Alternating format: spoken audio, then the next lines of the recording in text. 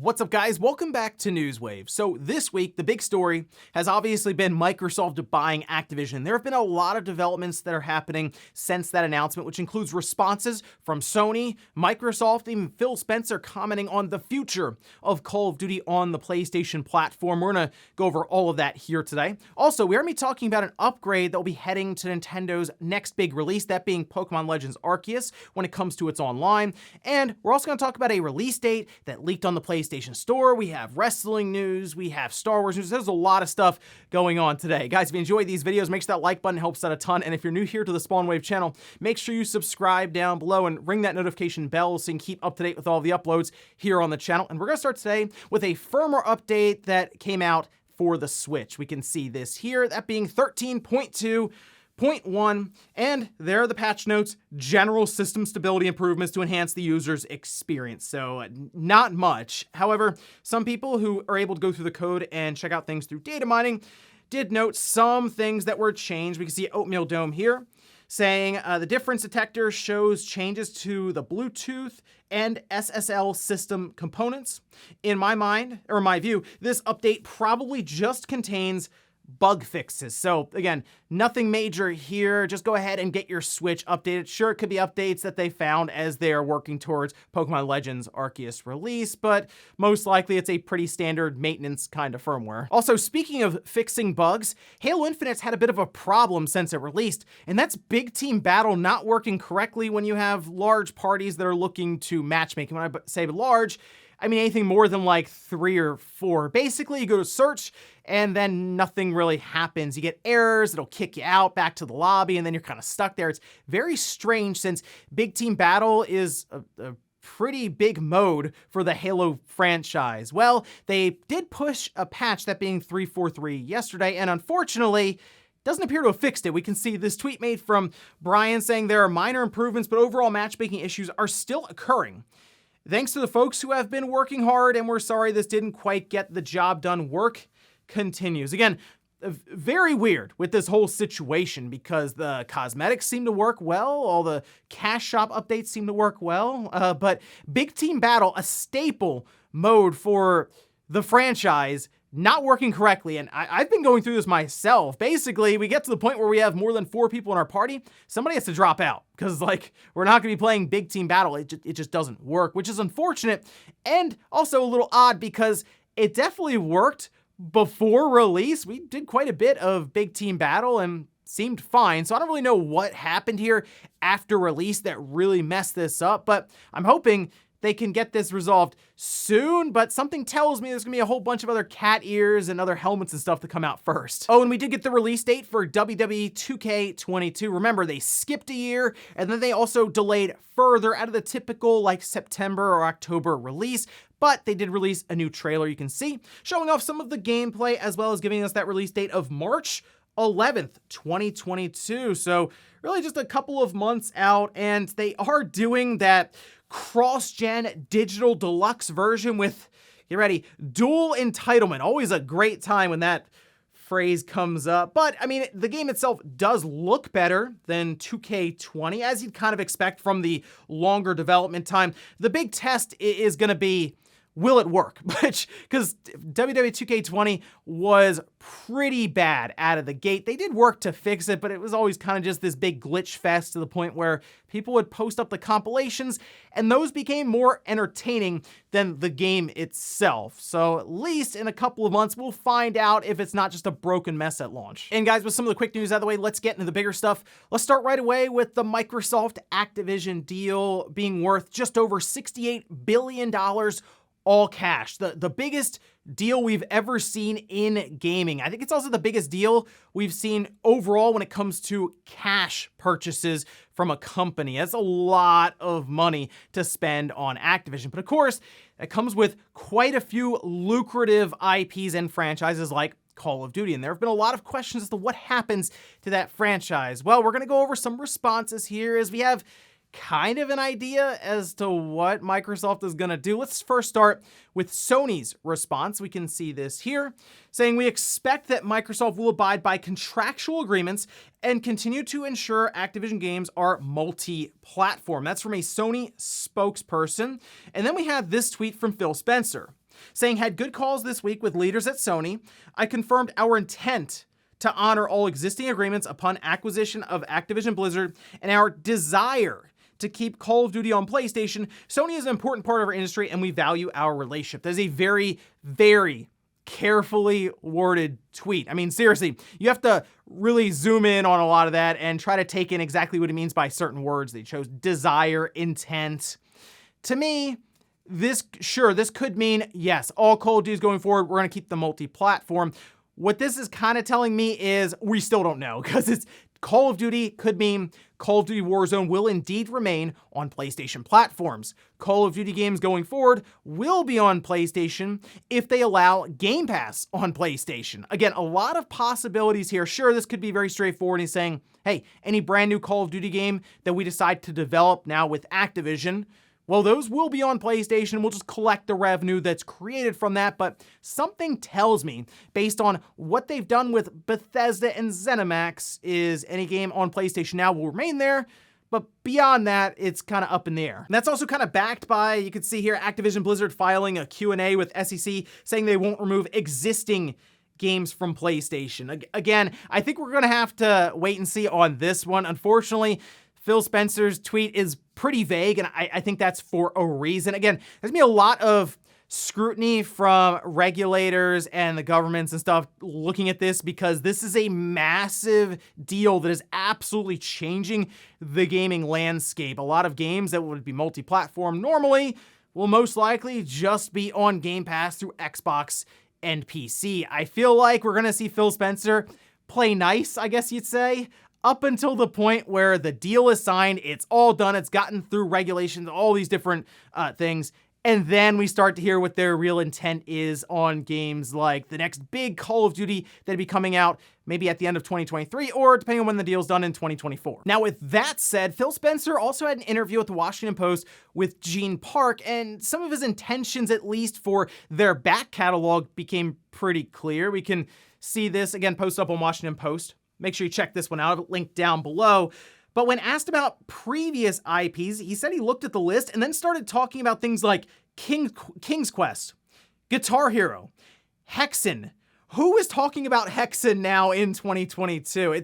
It'd be interesting, I think, to see a new Hexen game. And of course, Tony Hawk comes up, Spyro the Dragon, Crash Bandicoot. I feel like I played Hexen back on, was it Windows like 98 or something? It's been a long time since I've even heard that. However, for me, things became a bit more interesting when he started talking about some of the studios and what they've been working on with Activision, like Toys for Bob, one of the studios working under the Activision Blizzard banner, successfully launched games like Crash Bandicoot 4, It's About Time, but was later folded into supporting Call of Duty games. Spencer said the Xbox team will talk with developers about working on a variety of franchises from the Activision Blizzard vaults. Quote, "We're hoping that we'll be able to work with them when the deal closes to make sure we have resources to work on franchises that I love from my childhood and that the teams really want to get.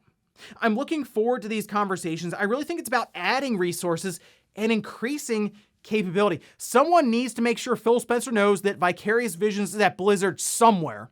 He's got to go get them. There's a lot of talent there, and I mean, if they can have Microsoft's backing for a brand new Tony Hawk Pro Skater game, I would like to see what they can do after what we saw with the Tony Hawk Pro Skater 1 and 2 remakes. But there's been conversations, obviously, around the size of this acquisition and what it really does to gaming and what it could mean for the future of a consolidated gaming space. And I know that is an issue that is concerning, but the idea that Activision could actually remember that they have some of these older IPs, like who wouldn't like to see something like a Hexen be brought back and just to see what it would look like, or some of their older titles like a Prototype, or you go through their list, there are a lot. I personally would love to see like a new Spyro, a new Crash, maybe even let some of the developers within Activision work on some dormant Microsoft franchises like Banjo-Kazooie or even Conquer. That, again, a lot of possibilities and crossover here, but I like that Phil Spencer is talking about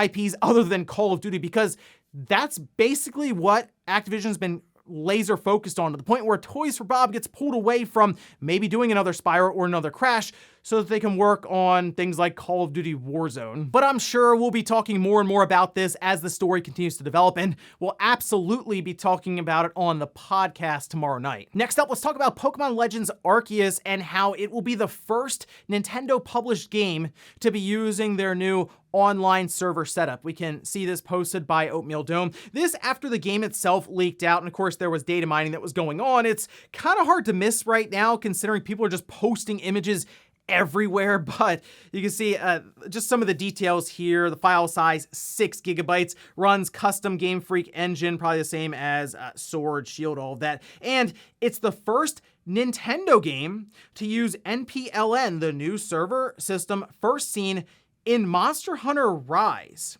Now, this is a big deal because, as Oatmeal Dome goes on to say, the old server type Nex was first introduced 10 years ago on the Wii U and the 3DS. By the way, that is the server type that had references to Windows 98 in the code.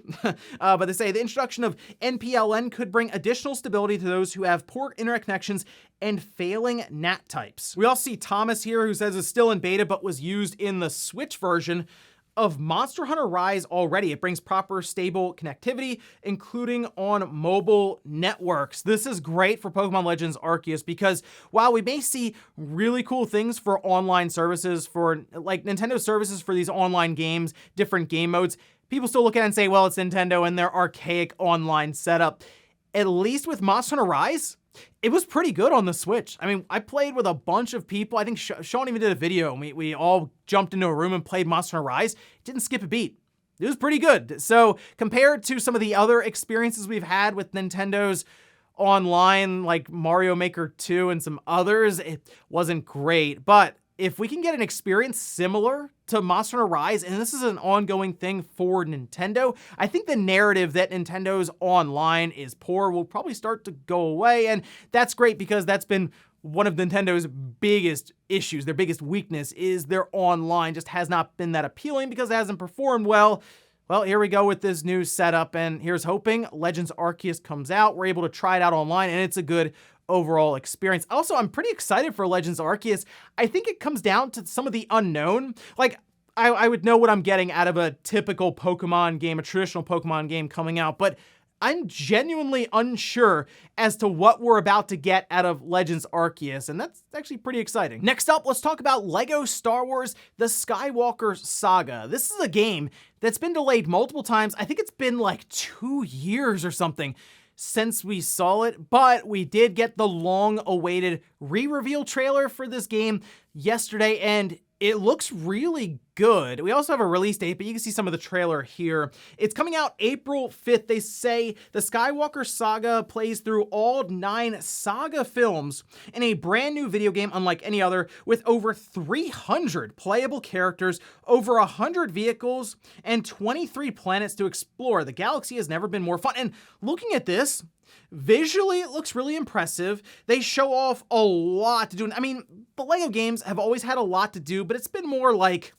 different things when it comes to grinding and collecting a lot of stuff, right? It just kind of lost me after a while. And there were so many LEGO games that were coming out. This looks like almost a complete reinvention of the LEGO games in general, and the amount of content that they're trying to pack in here is almost overwhelming. And unfortunately, based on a report that came out alongside of that trailer, it looks like it led to extensive crunch. We can see this: LEGO Star Wars: The Skywalker Saga has led to extensive crunch at TT Games. The longtime LEGO Games studio has spent almost 5 years on this project. And you might be saying, wow, it's 5 years for a LEGO game. How would they be running into issues where they'd be running out of time and need to crunch? Well, it appears based on the article and report that there were a lot of like wink, wink, nudge, nudge, we're gonna need overtime from you. And it would basically be leaned on to do that across the staff. But one of the big hangups seems to be this custom engine they were using. They said, according to employees, multiple staffers say that